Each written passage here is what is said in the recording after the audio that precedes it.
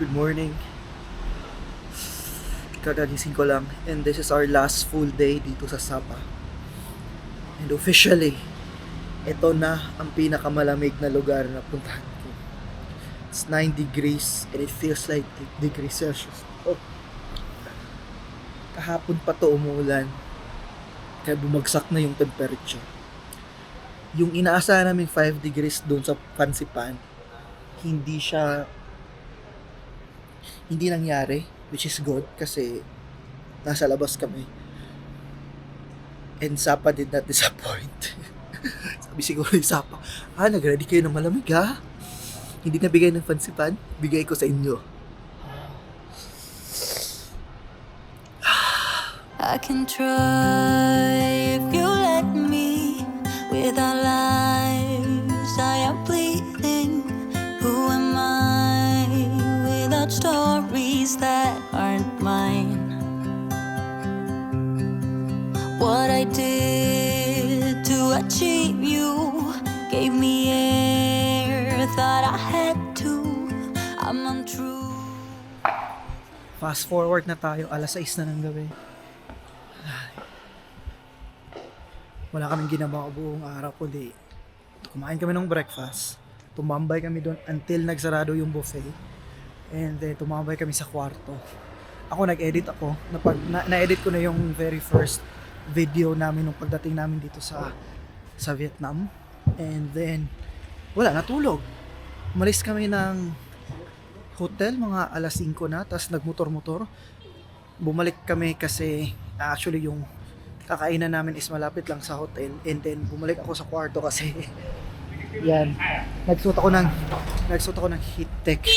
Matapang-tapang kasi nag-shorts habang nag-drive ng motor. Ang sakit legs yung yung lamig.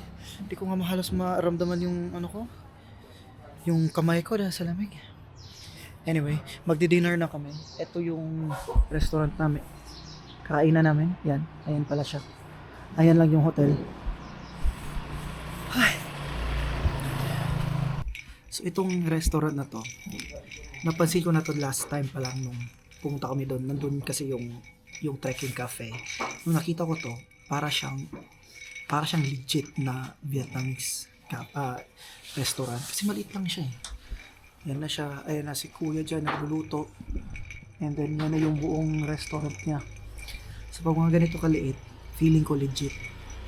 And then nung naghanap yung asawa ko kanina ng mga kainan namin na restaurant, ito nakita niya. Hindi nga namin alam na ito pala yun. Pero nung pumunta kami, sabi ko nang haba ito mukhang legit to dito. Meron pa silang mga mga ganyan.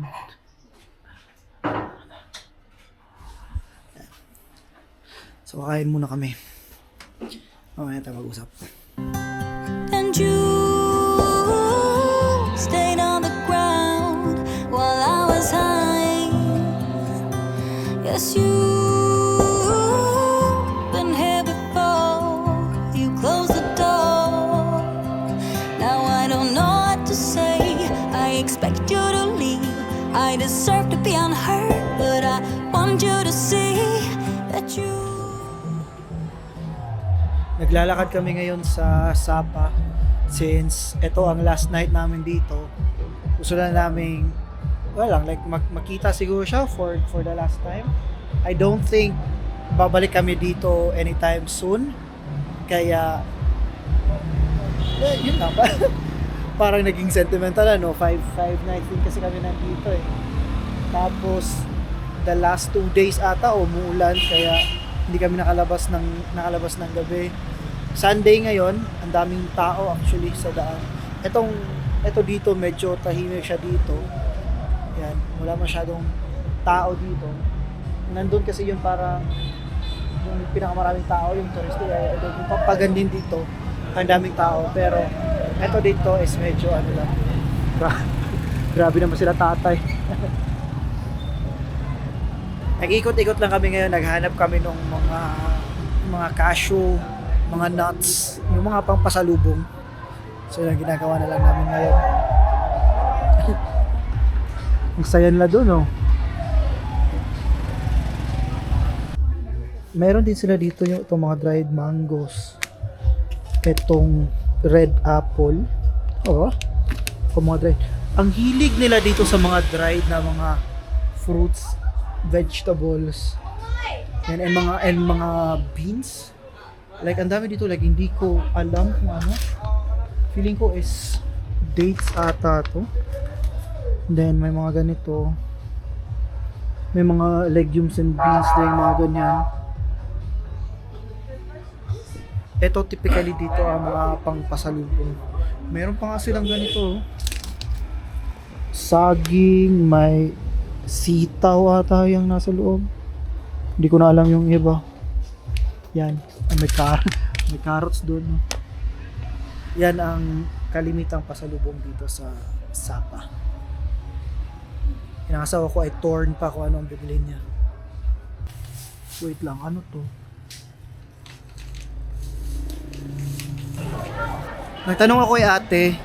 Apparently it's a gecko daw for male enhancement. It's a male enhancement thing. May dalawang gecko sa loob. Akala ko ahas. Sa last night na namin, ngayon pa kami bumaba dito. Kakatawa yung mga yung mga nagkaganyan. Hindi ko alam anong tawag doon. Then may mga sumasayaw doon.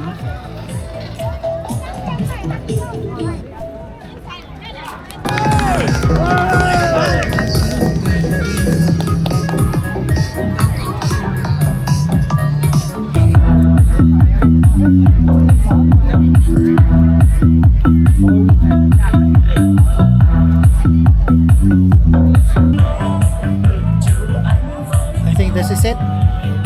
Last night in Sapa. Babalik na kami ng Hanoi bukas. Magsistay pa din kami doon ng mga several days.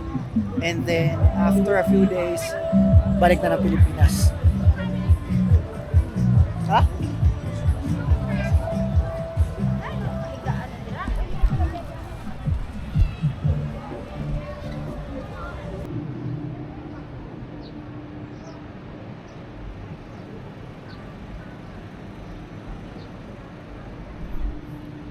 One final look sa Sapa bago tayo umalis.